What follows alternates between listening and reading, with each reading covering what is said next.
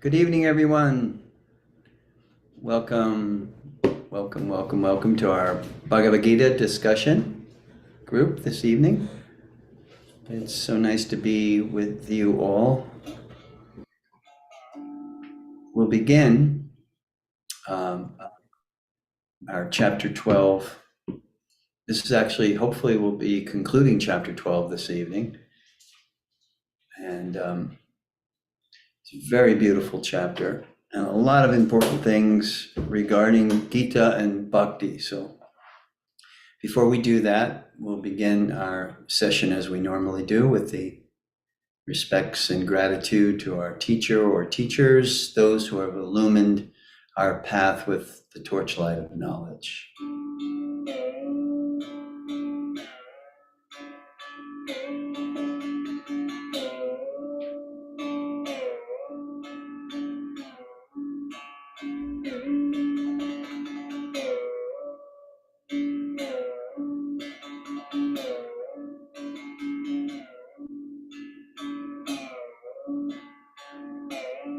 Om Jnana Timirandasya Gnanjana Shalakaya Chakshuru Militam Jena Tasmai Sri Guruve Namaha Sri Chaitanya Mano Vishtam Stapitam Jena Bhutale Swayam Rupa Kada Mayam Dadati Swapodantikam Namo Vishnu Padaya Krishna Pristaya Bhutale Sri Mate Bhakti Vedanto Swami Niti Namine Namaste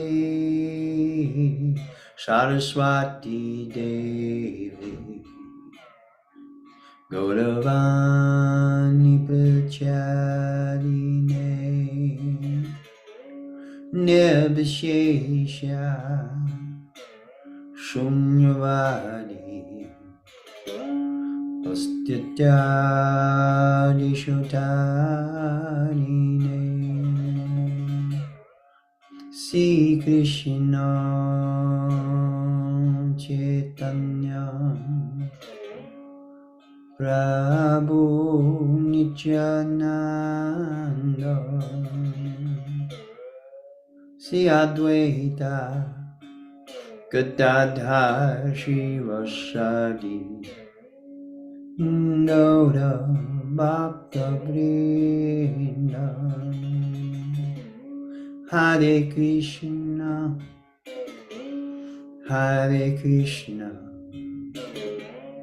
Krishna Krishna Hare Hare Hare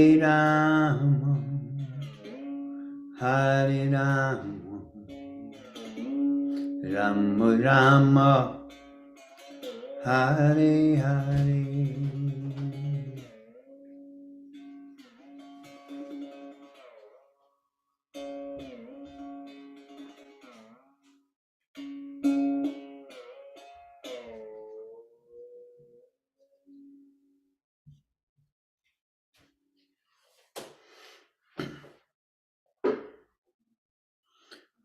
Om Namo Bhagavate Vasudevaya. Om Namo Bhagavate Vasudevaya. Om Namo Bhagavate Vasudevaya. So we'll continue our reading from chapter 12, the chapter entitled Devotional Service, Bhakti. It's the chapter of Bhakti and the progression of Bhakti. So I'm going to reiterate the verse I believe that we left off. Eleanor, you tell me if I'm correct. We left off at 12. Yeah. Okay.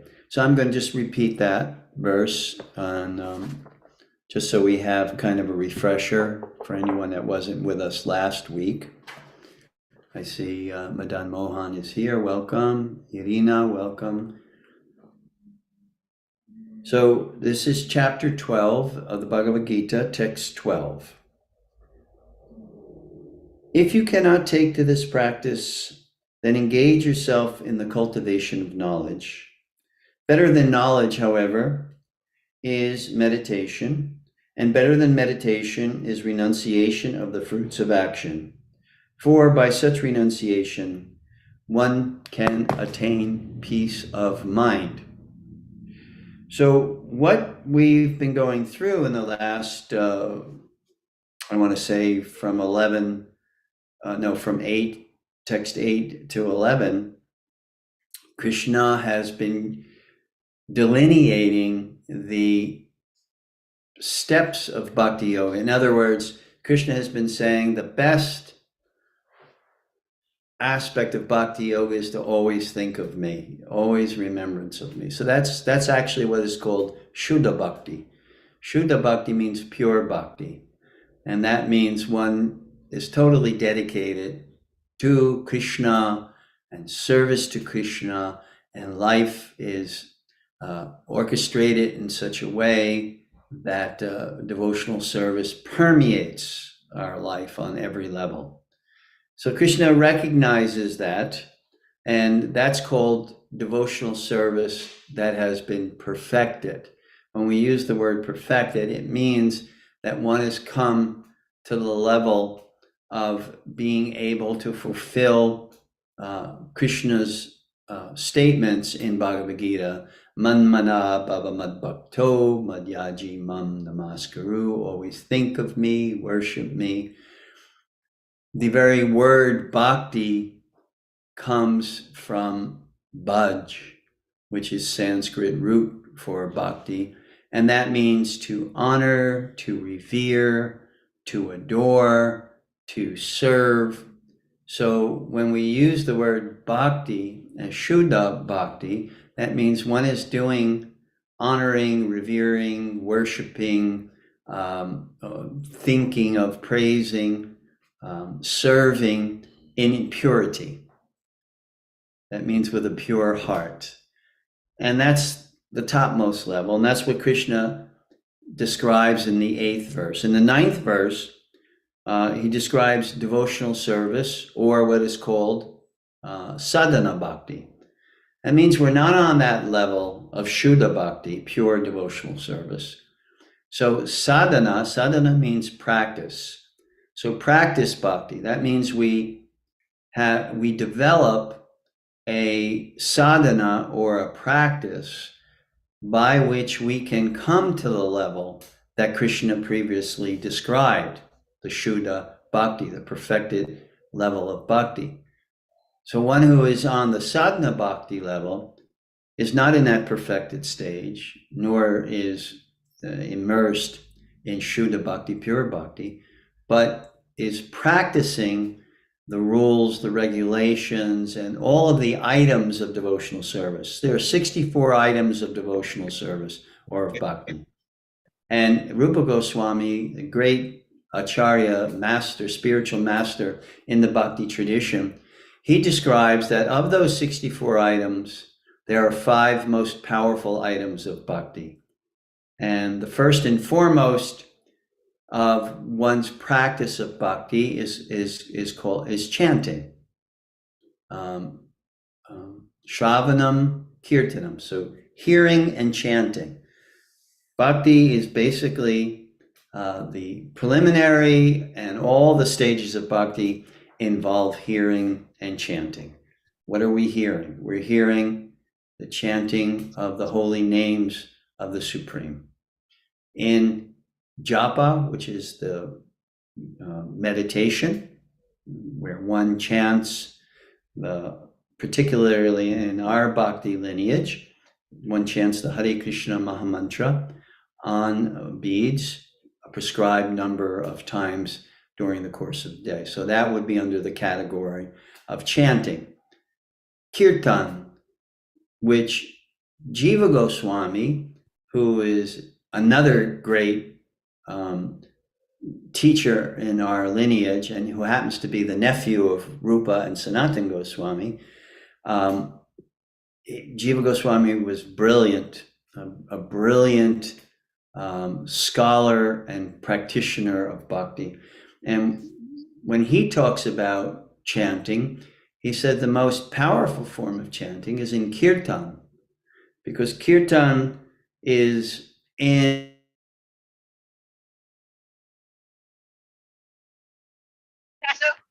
who want to practice bhakti or who are just even attracted to chanting. When they get together and they chant together, then it's a very powerful force. And it's a very, such a powerful force that it can capture the mind and fix the mind on the sound vibration of the mantra, the Maha Mantra in particular. So chanting is the first of the five. The second is association, sadhu sangha, which means that we associate with personalities who are very advanced in the practice of bhakti, and that by that kind of association, one develops faith in the process of bhakti and gains inspiration to perform bhakti. So first is chanting, second is sadhu sangha, the association of great personalities in the bhakti tradition. And thirdly is swadhyaya. Because primarily the two primary functions or processes in bhakti is hearing and chanting, or shravanam kirtanam. So swadhyaya means to read the sacred text. And in particular, when we're talking about Krishna bhakti, meditation on Krishna or Vishnu, particularly sacred texts such as those spoken by the Supreme, like Bhagavad Gita, and those which are spoken about the Supreme, like the Bhagavad Purana.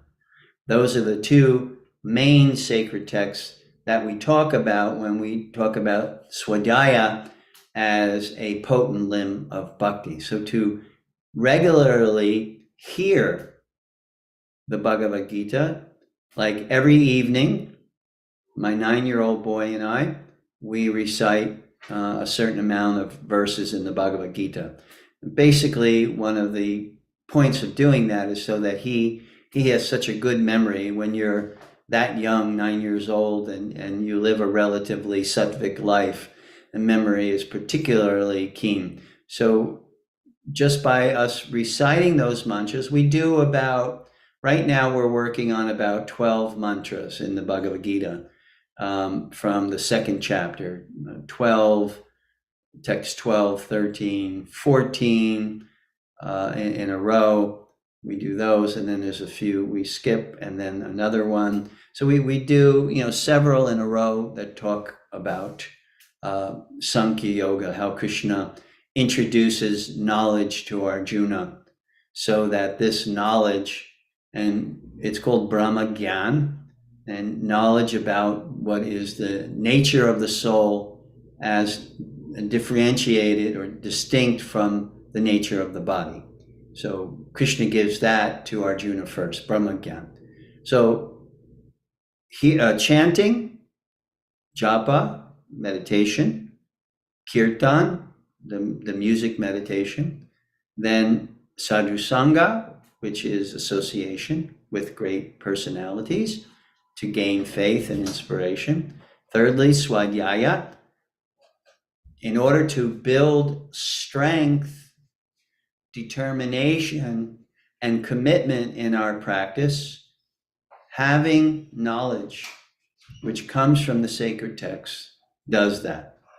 So Swadhyaya is the third principle, the third of the 5 most powerful limbs of bhakti to practice.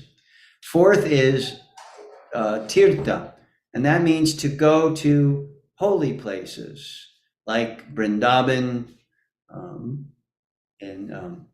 in North India, outside of Delhi, and Mayapur, the birthplace of Sri Chaitanya Mahaprabhu, outside of Calcutta, Puri, Jagannath Puri, which is where many, many saints and even Lord Chaitanya himself resided and practiced devotional service there.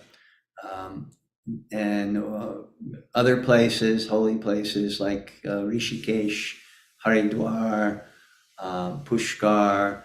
There are many different sacred places. So the recommendation is that if you become serious practitioner of bhakti and you want to regularly perform these 5 most powerful limbs of bhakti, that one of the things that you should add to your practice is to visit these places, these tirthas, or these holy places.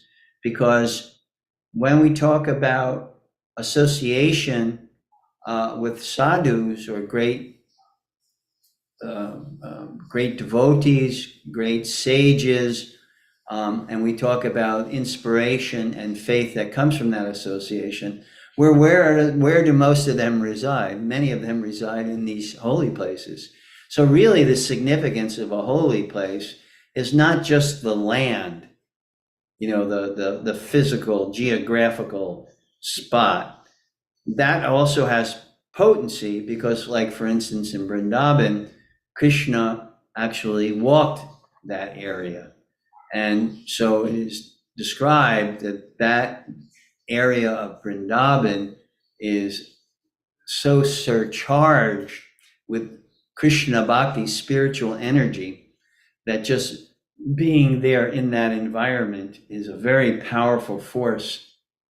But also when you go there, what do you do when you go to Vrindavan? Just sightsee? No, most of the emphasis when you go to a tirtha or a holy place is to hear from great personalities. You hear, from the sacred text, or you hear the chanting of great personalities, and this provides a great deal of inspiration and deepens the faith. I know every time I go to Vrindavan or Mayapur or Puri or any one of the holy places, I come back, and this is common amongst practitioners, devotees, practitioners, that you come back so inspired. It's just being in that environment lends itself to absorption in serious sadhana. So before I go, I'm always going, oh, why am I going to India? India, it can be hardship. It can be austere. But then when you get there and you practice your sadhana, your chanting of japa, your performance of kirtan, you go to classes and you hear sacred text, you meet advanced devotees, and when you come back, it's like, wow, what a booster shot that was. What an infusion of inspiration and deepening of faith that has caused me. So tirtha is the fourth one. So chanting, sadhu sangha, association, swadhyaya, study of sacred texts like Bhagavad Gita and Srimad Bhagavatam, tirtha, going to these holy places. And another point of going to a holy place is that there's an immense amount of purification. So what do we want by going to a holy place? We want to create within our own hearts that holy space. Within the heart space, we want to turn that place into a tirtha, where the Supreme Lord resides, and awareness of the presence of the Supreme in our hearts, and where the words of the great personalities reverberate constantly, where you're remembering. Bhaktivinoda Thakur sings, Momo Mona Mondire Rohoni Siddhi Krishna Murari Si Krishna Murari. In that heart of hearts is the temple, Mondire, is the temple of the Supreme Lord. And in that temple, I cleanse that temple, just like in the Leela of Chaitanya Mahaprabhu, where he cleansed Gundicha Marg. That Leela, where Chaitanya Mahaprabhu takes all of his devotees and they go to the temple of Lord Jagannath, where Lord Jagannath goes, and they clean it spotlessly. And in Srila Prabhupada, in his commentary on that verse, he says, this is our heart. So when Bhaktivinoda is saying, Moma Mona Mondire, in the heart of our hearts is that temple. And who resides in that temple? Krishna Murari, Si Krishna Murari. He resides in our heart. And the more we purify the heart, the more we cleanse our heart by following these different, very powerful limbs of bhakti, the more we actually develop the divya chakshush, or the transcendental vision, to actually see that divine personality and his eternal consort, Srimati Radharani. So that is what Krishna is saying here. 9, if you're not in purity, pure devotional service on the raga or the spontaneous platform, where you're always thinking about Krishna, you're always connecting the dots, then do the sadhana. And what we just discussed, the 5 important limbs of that sadhana. And then, if you can't do that, Krishna says, so Krishna doesn't let you go. He doesn't let you go. He doesn't say to you, okay, you're not pure, or you won't perform sadhana. See you later, alligator. No, he doesn't say that. What he says is, okay, you can't do those 2 things. You're not in Raganuga. You're not on the spontaneous platform. You're not on the Vaidhi platform, the sadhana platform. So then, what do? Karma yoga. Then you work. You may have desires, but you work and you cultivate a mindset where the fruits or the results of what you get by working are seen as an offering to the Supreme. And by doing that, one's heart becomes cleansed. Karma yoga is just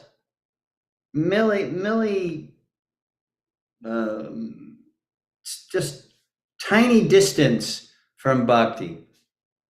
So just by the regular execution of karma yoga, the rituals, the giving in charity, sacrifice, jagnai, sankirtana, prayerya jantihi sumedasa, just by doing the kirtan, as we said, chanting, as we said, just by doing those things in relationship to your work and seeing your work, the fruits of your work as an offering to the Supreme, one becomes purified. So Krishna says, do that. And if you do that, yaj gatva shantim richjati, that you will be brought to the platform of peace. And with a peaceful mind, you can practice, you can, if you're on the karma yoga platform or the sadhana bhakti platform, with a peaceful mind, you can do these things very, very nicely and very enthusiastically. There's 6 items which are beneficial to devotional service: enthusiasm, patience, utsaha nischaya dharyat. So enthusiasm, patience, association with saintly personalities, confidence, work in confidence, avoid association with people who will interfere with your devotional development, etc. So these items are important components, beneficial items in terms of practicing bhakti. So then Krishna says, so 8, pure devotion. You don't have that? 9, practice devotion. 10 through 12, karma yoga, working in detachment and offering the fruits of one's work. This brings peace. Also, Krishna mentions in text 12, and at the end of that series, he says meditation and cultivation of knowledge, which means cultivation of knowledge means understanding the distinction between matter and spirit, between prakriti and purusha. That is what is meant by knowledge. Because, when we use the word knowledge, there's a lot of things that can come under that category of knowledge. And I describe it like, if you want to look at mundane knowledge, then when you're in a dark room, candlelight is significant, right? If you're in a dark room, pitch black, no windows, no other sources of light. If you light a candle, that light becomes significant. If you're on a dark path, you're walking through the woods and you're on a path and you have a flashlight, especially these really good flashlights they have nowadays, and you turn that flashlight is significant. But when you're out in the sunshine, neither the candlelight or the flashlight is very significant. So yes, we have different aspects of knowledge in this world.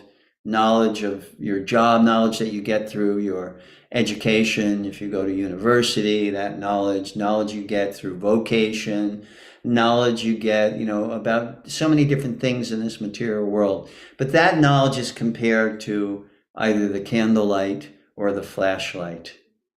Whereas the knowledge that Krishna is talking about in Bhagavad Gita, where he's illuminating our life in such a way that we can connect our life with eternal purpose.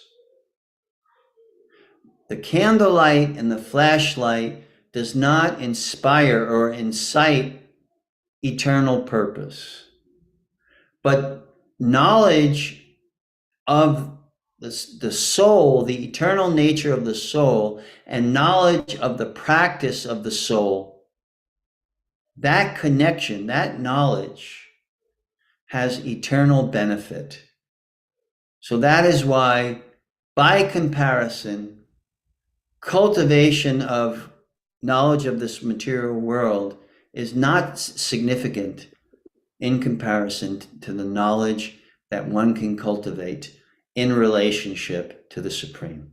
Now, both can be done simultaneously. Doesn't mean that a university student or someone who wants to improve the quality of their life by, getting a better job or whatever, doesn't mean that that can't be done or should not be done. But if it's done in conjunction with or parallel to knowledge of the Supreme, so that we always have the eternal goal in mind, that purpose, that eternal purpose in mind. So then that is the illumination of the sun. So that is when Krishna talks about cultivate knowledge, he's talking about this, cultivate knowledge of the distinction between prakriti and purusha, or the material nature and the spiritual nature, and specifically in relationship to the self, the nature of the self, and then in relationship to the Supreme. So you have 3. You have Ishvara, Prakriti, and Jiva. The Supreme Personality of Godhead, knowledge of the Supreme. Prakriti, knowledge of the workings of the material energy. And Jiva, knowledge of the nature of the soul. You have that kind of working knowledge, and that will illuminate, like standing out in the sunshine, where everything becomes clear and supremely, divinely relevant. So meditation also, meditation means, according to Patanjali and Yoga Sutras, meditating on the nature of the self and the connection of the self to the Supreme, to the Ishvara. So, text 12, when he mentions knowledge, it's Brahmagyan. And when he mentions practice, he's referring to karma yoga, or giving up the results of all one's work for a better cause. And meditation refers to the yogic meditation on Paramatma, or Supersoul. So that is what we were talking about in 12. Let's move on to 13 so we can progress to the end of the chapter. This is text 13 and 14. One who is not envious, but is a kind friend to all living entities, who does not think himself a proprietor and is free from false ego, who is equal in both happiness and distress, who is tolerant, always satisfied, self-controlled, and engaged in devotional service with determination, his mind and intelligence fixed on me. Such a devotee of mine is very dear to me. So Krishna, in these next several verses, is going to say, he says very dear to me, which means very cultivating an intimate relationship with the Supreme. That is getting very near. When one is cultivating through Jnana Yoga knowledge of Brahman, there's not a cultivation of a close, intimate relationship with the Supreme. When one is in Patanjalian yoga, when one is meditating on the nature of the self, yogas chitti vritti nirodha, one is not cultivating, the emphasis on that meditation is not to cultivate an intimate relationship with the Supreme Personality of Godhead. So when Krishna says, when I just said that, not envious, a friend to all living entities, not feeling possessive, all of these things, that personality is very dear. Text 15. He for whom no one is put into difficulty and who is not disturbed by anyone, who is equipoised in happiness and distress, fear and anxiety, is very near to me, and very dear to me. And if you read in the second chapter, beginning with 12, 13, 14, maybe 14 and beyond, Krishna says the same thing there very early on in the Sankhya Yoga section of Bhagavad Gita. Very early on, he says the same thing. Be equipoised, samatvam. That is yoga. Krishna's first definition of yoga, I believe, is in text 48 of the second chapter. His first definition is samatvam. Be equipoised. So here Krishna is saying the same thing, that be equipoised, be in happiness and distress. What does Krishna say? Matra sparshasta kontya sitoshna sukadukada. Cultivate tolerance, just like you tolerate winter season when it's very cold, you tolerate summer season when it's very hot. Cultivate an ability to tolerate when happiness is there or distress is there. That's a very important thing. And you become very close to Krishna, very intimately connected to Krishna, very dear, Krishna says. Text 16. My devotee, who is not dependent on the ordinary course of activities, who is pure, expert, without cares, free from all pains, and not striving for some result, is very dear to me. So even if you look at the research that Professor Laurie Santos and Dr. Dan Gilbert and other psychologists, academicians who are doing research into happiness, they say the same thing that Bhakti is saying. And one of the things that he's saying here, that not striving for some result, that you always have this result-oriented mindset, and then you lose connection with the moment, where you are now, because you're always looking ahead for the results. Even in their research, when they came up with consistent items that have made people happy from a psychological perspective, they say the same thing. They say also in their research, finding a good group of people to associate with is very important. Having a close relationship with a person or persons, very important. Meditation, very important. All of these elements are recommendations that or conclusions that they've come up with in the psychological world. And this is what Krishna is saying here. Krishna is saying this all here. The five aspects of or the profound limbs of bhakti practice, have sangha, have association with people that are like-minded, and therefore will inspire you, deepen your faith, and you will become happy in that association. So all these things are very important, and Krishna is delineating them here. This causes you to be very dear for me. Envious, when he mentions in 13 and 14, the first thing he says, one who's not envious. And Krishna says that's the first verse in the 9th chapter, which is kind of like the chapter 9 and 10 of the Bhagavad Gita, is the real bhakti laden chapters. What is the first thing that Krishna says to Arjuna?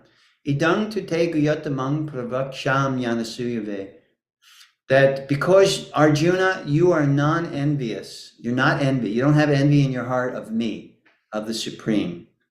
And how does that envy manifest? It manifests in creating a mindset and a lifestyle where you're the center of the universe. Everything is meant for your enjoyment. What is the opposite of that? The opposite of that is bhakti. The opposite of that mindset is bhakti, where we are creating a lifestyle and also a mindset, developing a mindset where everything is meant for the pleasure of Krishna. So that's what is meant by non-enviousness. I mean, when you bring envy down to a really base level, what does that mean? Oh, that neighbor just got a new car. They think they're so fancy schmancy. They just added in when we develop that kind of petty mindset over the achievements of others, that kind of petty mindset, that's really like the low baseline of enviousness. But enviousness can become subtler and subtler. Envious of someone who's more advanced than you spiritually, envious of someone who's achieving great strides in their spiritual development, all the way up to the Supreme Lord himself, that, everything is meant for Krishna's enjoyment. What about me? What about my enjoyment? So that kind of envy is really, Krishna says in that 9th chapter, the verse I just quoted, he says that Arjuna, because you're not envious, then I give you knowledge, this confidential knowledge. Because bhakti cannot be attained through your intellect. Our intellect is too small. It's not deep and profound enough to understand the nature of the Supreme. Bhakti is a Shakti. Bhakti is a potency. And that potency or that power or that energy, that Bhakti Shakti, that Bhakti energy comes from another source. And that source is usually one who is pure, who has a pure Bhakti heart. I mean, ultimately, Bhakti Shakti comes from the Supreme Himself, who gives devotion to God is God Himself. But how is it given? Through the pure heart of an advanced personality.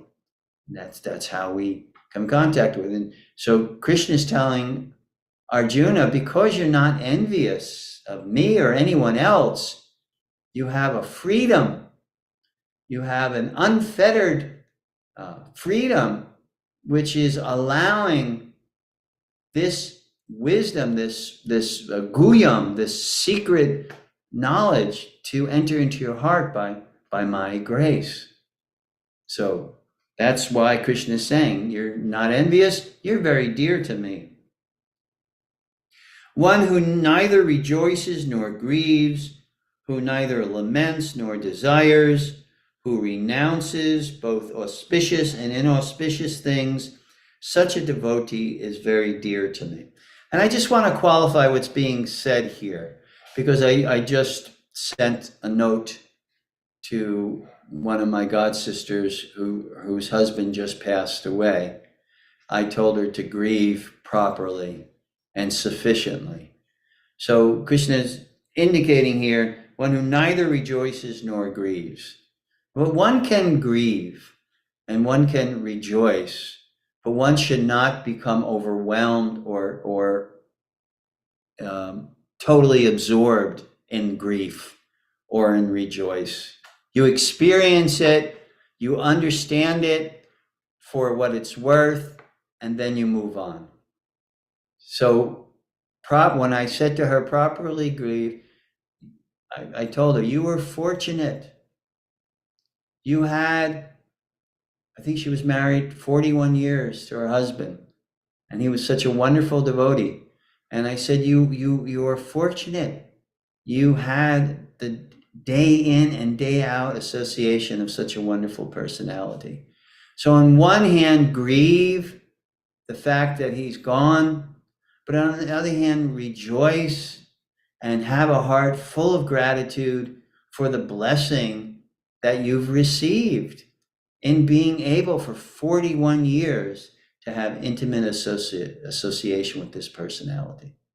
So sometimes things are read, the reason I stop at this point, because sometimes things are read like, oh no, you can't grieve, or you can't rejoice. That sounds rather stoic, and you know, it's not meant to be like that. We're meant to be more free-flowing entities. But what is Krishna talking about is, don't get overwhelmed by elation or happiness. Stay stable. Stay steady. Samatvam. Equipoise. That's yoga. It's not that you can't be happy or you can't rejoice or you can't grieve for the loss of a loved one. Certainly when my mother passed away, I grieved. You know, I had a very good relationship. I'm 73 for 72 years. Well, she passed away a few years ago. So for 2015, so I was 65. So, you know, for all my life, I had a great relationship with a great woman who was my mother. I was good fortune to have a wonderful person as my mother. So to rejoice that, to feel that gratitude, and to grieve at the loss of her association. The fun, I used to tease her all the time, the things I used to say to her to make her laugh and all that. So yeah, but did I go into a heavy state of depression? No. Did I get into a heavy bout of drinking because I couldn't handle it? No. I saw it in perspective. Grateful to have had that association all my life, and sorry that I won't be able to make jokes to make her laugh, and to have her association at that time. And also gratitude because she developed severe dementia, and I didn't really like seeing her like that, because she was always such a lover of life, and to see her incapacitated mentally. So, grateful that she didn't have to endure that for too long a time. And so we can do that. So Krishna says here, neither rejoice, laments, nor desires. Certainly there's going to be some lamentation, but when you become overwhelmed, then that lamentation is in the mode of ignorance. When you become overwhelmed and you can't do anything. No, if sometimes lamentation is an inspiration, a source of inspiration. All right, let me get up and let me, just like Arjuna, he was lamenting. It was the source of him taking shelter of Krishna and Krishna's instructions. And then what did he do? He got on his chariot and he fought. So our challenges of life, what do? We, sometimes we go through lamentation or whatever, we grieve or whatever, these things that seem to pull us down, but they can be our yoga, Arjuna Vishada yoga. It means that Arjuna's lamentation was his yoga, which inspired him to connect to the Supreme. So when we have a grip on it and a balance on our life in that way, they serve as sources of inspiration. Ultimately, later on, we see how they actually inspired us to progress, to move on in a positive way in our life. And that's a good thing. Aristotle, when he talks about happiness, he talks about sensory pleasure, he talks about living a virtuous life, and he talks about living in a life of transcendence. And one of the words that he uses is thriving. It's Greek, I can't remember it. Eudaimonia, I think it is. And it means thriving. So whatever we do, and in whatever state of mind, it has to be a cause for us to thrive in life. And when even the lamentation or the depression serves as a catalyst, as it should, as our yoga, then it helps us to move on, even beyond where we were before the lamentation or the grief. So thriving is necessary. We have to thrive and cultivate a lifestyle where we thrive. Oftentimes, as we get older or we get into some situation, we get very sedentary and we don't challenge ourselves. We think, I'm retired and I don't have to, there's no room for learning anymore. I've done it all. No. We should always challenge ourselves. We should always try to, whatever situation that we're in, to go further. And that causes a kind of a thriving mentality rather than a sedentary mentality where you don't want to do much. That is the influence of tamagun, or the mode of ignorance. And when people get afflicted with disease, that's a tamasic state. So dementia and being afflicted with cancer and all those things which kind of just check the vitality of your life, the thriving mentality of your life. It checks that. Then you have to go back to the drawing board. When I went to see my teacher, Srila Prabhupada, in 1977, just 2 weeks before he departed this planet, do you know what he was doing? Amazing. His body was so incapacitated. He was lying in bed and he had very little energy. He was not eating. He lost so much weight. He was already, if you see pictures of him in his prime, he was already a slender person. But when at the end of his life, he wasn't eating. He was totally withdrawn, thin, emaciated. But that did not stop him from thriving. When I went to see him for the first time, just prior to his departure from this mortal world, he was translating the Bhagavad Purana. You could barely hear him. He was translating to his editor. You could barely hear his voice. He was whispering.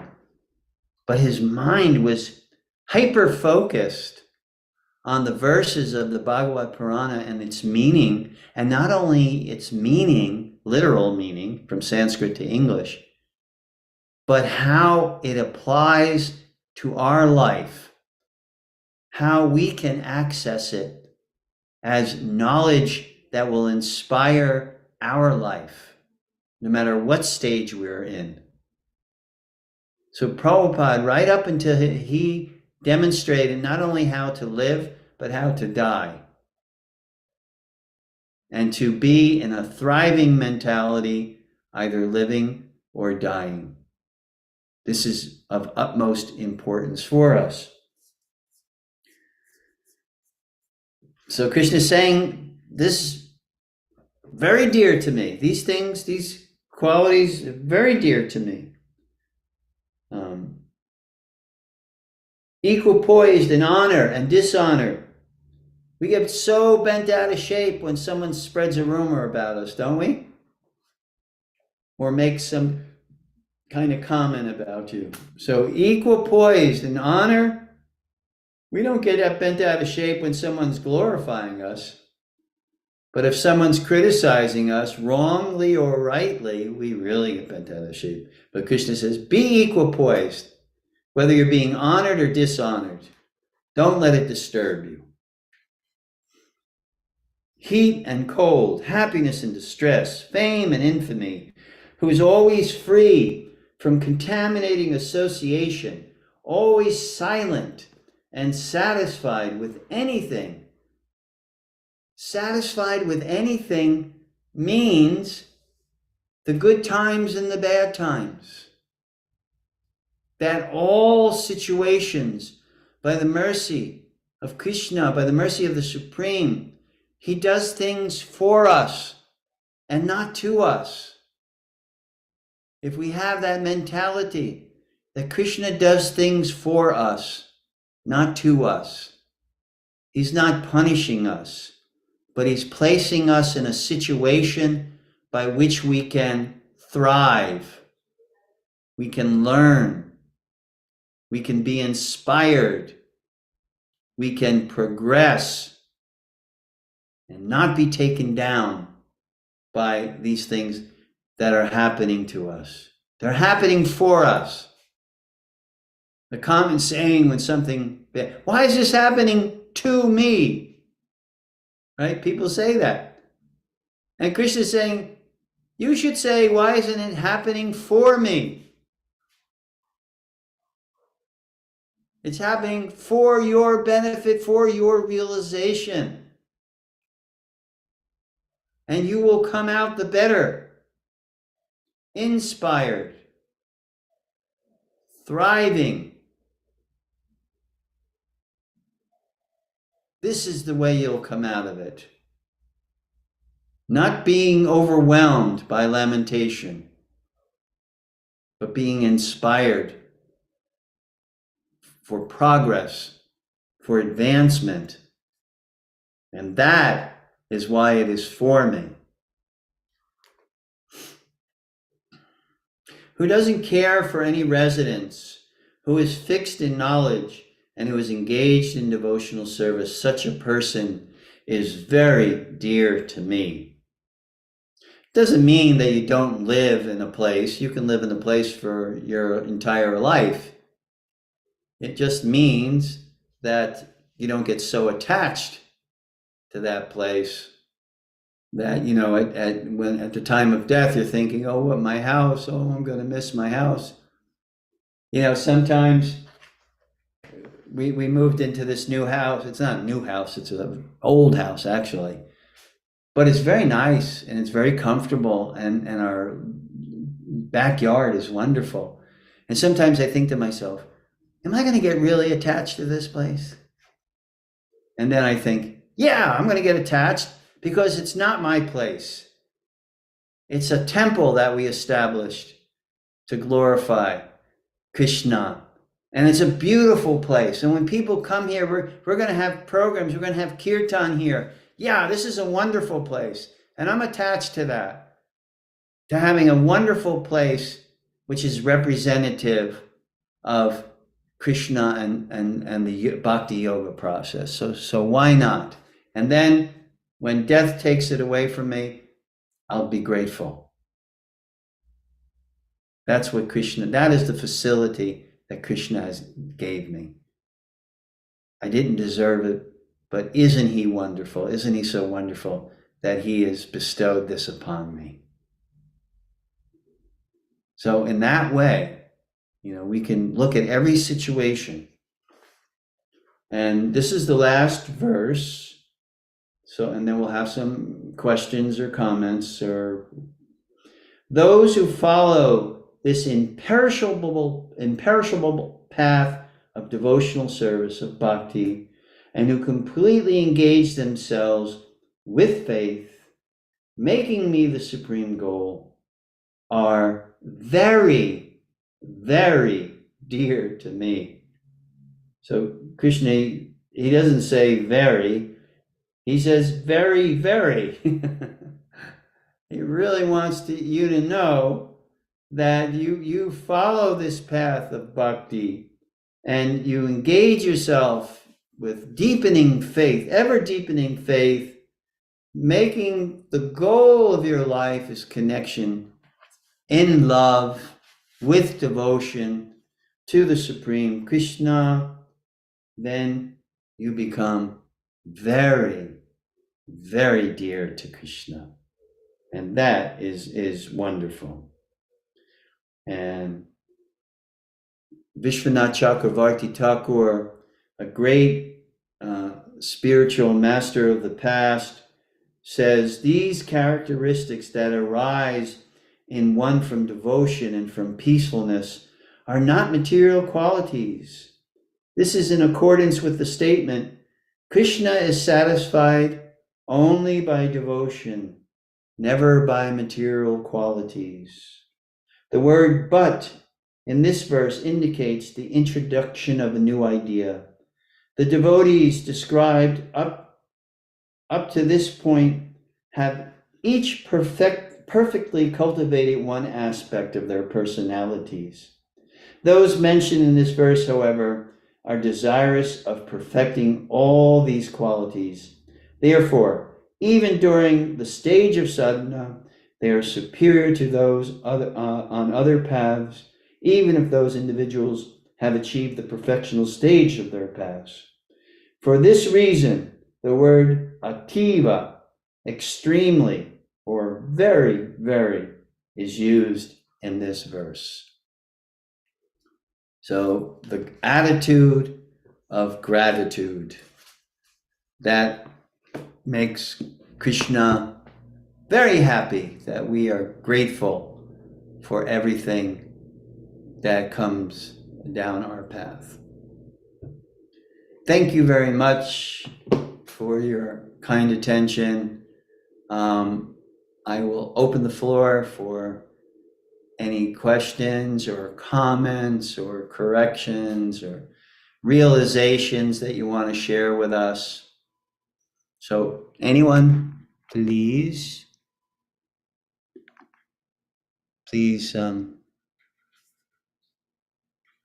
speak out. Speak your mind. Don't be shy.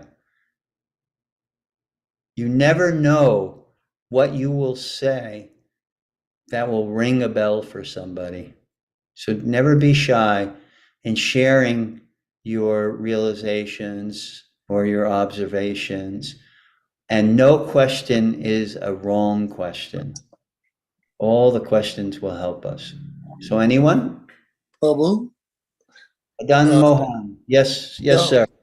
I am going through the same situation that you had with your mom, with my sweet Krishna Shakti. Right. And I find myself struggling with frustration and so on. And I know that Krishna is helping me. I have at the same time a 17-year-old cat now that has got cancer, and all of these things are trying to make me less entangled in material life. And I when I realize that, I can feel better. But meanwhile, day by day or every day, I get challenged. Oh, yeah. And and I become inside, and I get turmoil, and and so on. And then I go into my deities, and I sit down, and sometimes I cry and so on. But I feel that Krishna is serving me to get me to the point where I won't be so attached to her. I won't, I feel the only reason I'm still alive is that I'm serving this great devotee. I mean, that's the only reason I'm still here. And I know that. Krishna says, you gotta take care of her. My Gurudev told me, you gotta take care of her. That's almost 40 years ago now. But ultimately, I still have this frustration. I still have this, Sure. And I don't know how to do I don't know how to deal with it in a Vaishnavi way. When it happens, it flares up. It's like a little mini explosion, and then I have to go back and say, I'm sorry, I didn't mean to say, or I didn't mean to feel. And she doesn't really ever even notice really when it comes down to it, but I do.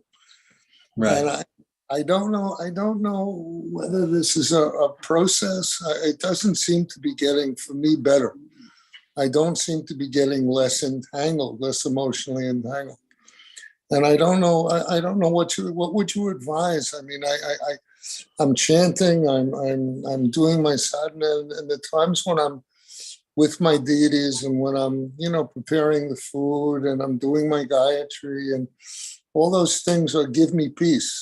But I can't do that 24 hours a day. I'm also serving her, and I'm also dealing with everything getting lost and everything getting thrown in the trash, and everything that, the same thing over and over and over again, trying to have a conversation, which is not possible, and all these sorts of things.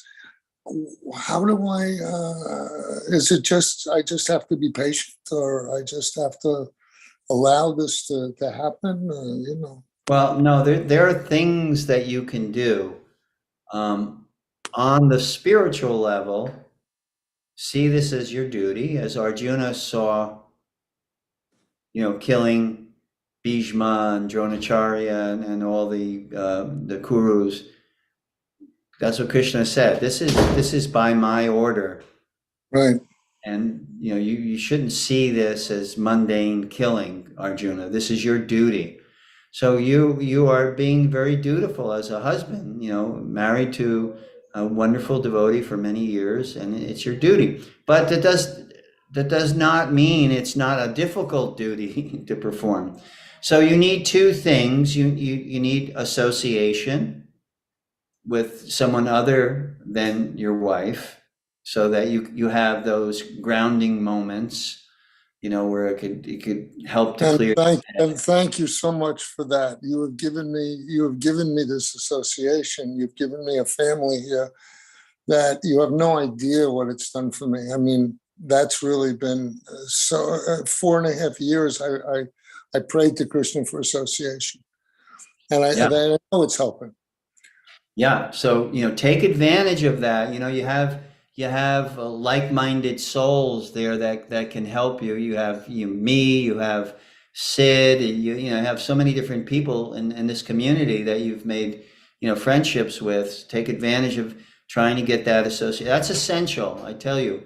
And you should also study. There's a lot of research that has been done in relationship to understanding dementia, and how I did that in dealing with my mother, because my mother couldn't even remember her daughters. I was the only one that at the fag end of her life, the last maybe year, 2 years, the only one that she could remember was me.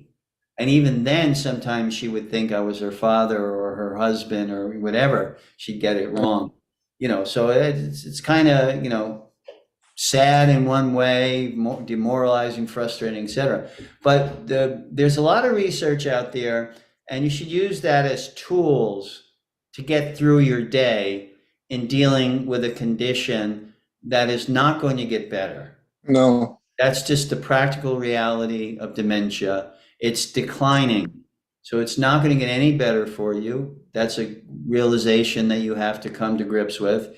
And you have to study, what the experts who have studied dementia and how to deal with it. So you're equipped with some practical working tools. Just like you make an offering to Krishna, but you use a pot and a frying pan, and you use tools in order to do that service.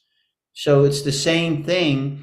You're seeing it with the proper perspective. She is a great devotee. Unfortunately, she's afflicted with this situation. You're seeing it as your duty. All those things are right.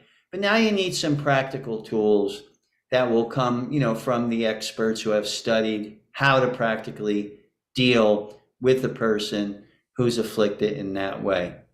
So that would be a second recommendation. A third recommendation is, I don't know what your financial situation is, but I would definitely try to have someone come in at least for a couple of hours a day, so you can step out and go to the beach and chant your japa, or do something by That's been pretty much yourself, impossible.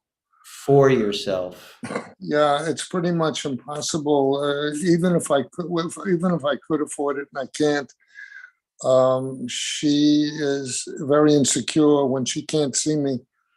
I think I'm the last thing that's holding her kind of grounded, and so I have to sit with her. I have to talk with her. I have to touch her. I have to pat her and tell her everything's fine, and this and that. And I don't have any children here. I don't have any.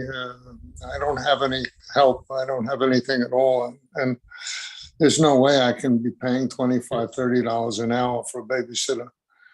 Okay. It's just not possible. Okay. Well, we'll talk about those kinds of details, me and you. Yeah.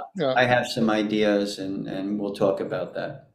All right, Prabhu. Thank you so much, and I so appreciate you taking the time to do all this. It's just Krishna's grace, and I so appreciate it. Thank you so much.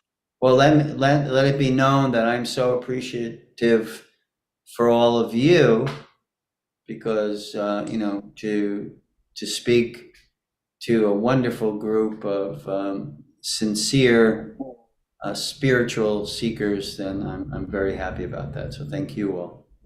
Thank you so much. Anyone else would like to question, comment, observation? Hare Krishna Prabhu, this is Shaktiman Das. Hey, Shaktiman, Hare Krishna. Yeah, so there's a message in the chat box. So Gayatri Mataji is asking, she just wanted to inquire if you get a chance to talk to Urmila Mataji on how to measure the process. Say that again. The progress. So she's asking, Prabhuji, I just wanted to inquire if Mataji Urmila responded in regards to how one can check or measure his progress. Respond in regards to how one can check, Or measure one's spiritual No, I progress. haven't. I haven't gotten a response yet. I'm sorry, but I will. Okay. I will, Gayatri. Thank you for the reminder. If you can send me a text, Gayatri, a reminder text about contacting Urmila for the measuring, checking one's progress. And I'll do it right after I read that text. I'll contact Urmila, okay? Is that okay, Gayatri? Yeah, Okay, she said she'll send text. okay, got it. I'm looking at the chat now. Okay. Yeah, That would- just one comment, Prabhu. Like you've been mentioning about the material knowledge. So I was listening to Srila Prabhupada's lecture, and he mentions that in this significant world, in the like when we go to the beach, we'll see so many like there's a lot of sand, right? And we are so puffed up with one grain of material knowledge. So that struck me a lot.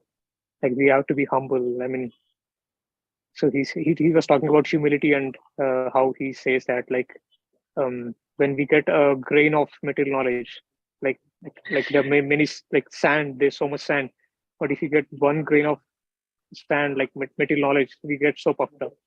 Yeah. That struck me a lot. Yeah. You know, when I was a student, I was an English major. So I had to read a lot of authors and philosophers and things like that.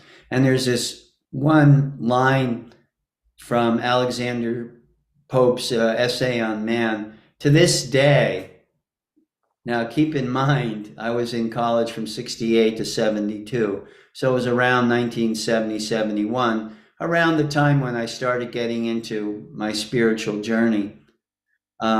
To this day, I remember, in pride, our error lies. Not many words, 5 words, but I always remember that. And what you're saying, because pride is the opposite of humility. And it's only the humble, when we cultivate a humble state of mind, can we be receptors for the grace, for the mercy of God. Because we have this pride, then actually we're saying, I'm great. But in reality, we're just, like you said, you use the metaphor of we're a speck, we're a grain of sand on the beach. So, if we cultivate humility, and humility does not mean low self-esteem. Humility means, looking yourself very realistically and very practically and understanding in relationship to the Supreme, how small we actually are. And that opens the doors to the heart to become a receptor for grace coming from the Supreme. So these are some things to consider. Thank you so much, Prabhu. You're welcome. Lakshmi, I would say, why me is pride. Yeah. I agree. Why me? Why not me? That's what I say when I can, because there are situations where you cannot say that, but when I can, I say, why not? Right. Yeah, I mean, if we can accept that karma exists, the law of action and reaction. So why me? Well, why not you? You're the one that did the action that's giving you the karmic reaction, whatever that karmic reaction looks like, positively or negatively. So the question you should ask yourself is, why not me? What did I do in my previous life that gave me this reaction? But that is the time where people understand that karma is punishment. Yeah. Yeah. Not punishment, it's a lesson. I think it was Prabhupada who said this, that when we make a mistake and we learn from it, it's a lesson. When we make a mistake and we don't learn from it, it's a mistake, Right. It's an error. Yeah. What you get from it. But if you learn from it, it's a lesson. It's a lesson in life. Great, wonderful. Hare Krishna. Hare Yeah, Krishna. One more yeah. question. Sure. I'm taking a notes. Can you Uh-huh. repeat Sanskrit word for 5 limbs? Yeah. Chanting. So what is the Shravanam Kirtanam? That means hearing and chanting. So Kirtanam means chanting. But in that process, when you do chanting, you're also hearing. So Shravanam, which is Shravanam,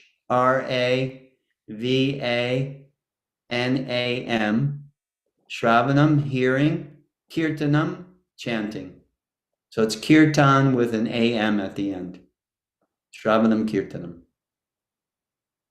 So that's chanting. For association, it's sadhu sangha. So sadhu, sadhu, sangha, sangha, sangha. And then for study of the sacred text, swadhyaya, which is SVADH. Jnana yoga, like Jnana. Swadhyaya. It's actually Y-A-Y, yeah, Swadhyaya. Holy places is Tirtha. T-I-R. With T. T, yes, T as in tree. Tirtha. Tirtha. And the last one is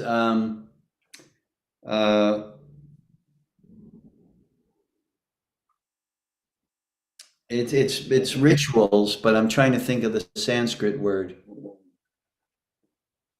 Not puja. Karmakanda. Huh? What is it, Prabhu? Your I'm thinking of the last one, which indicates bhakti rituals. And I can't think of the Sanskrit word right now. But Irina, Sadhana? Puja. puja Not would be puja, one. Lakshmi. Puja. Yeah, puja. But if you text me, Irina, there's a verse that has all of them in the Sanskrit and everything. I can text it back. You're welcome. So thank you all. You have a great evening and the upcoming week. Have a very happy, healthy, and holy week. I look forward to your association next week, next Wednesday.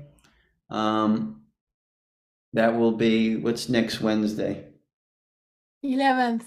11th. So October 11th.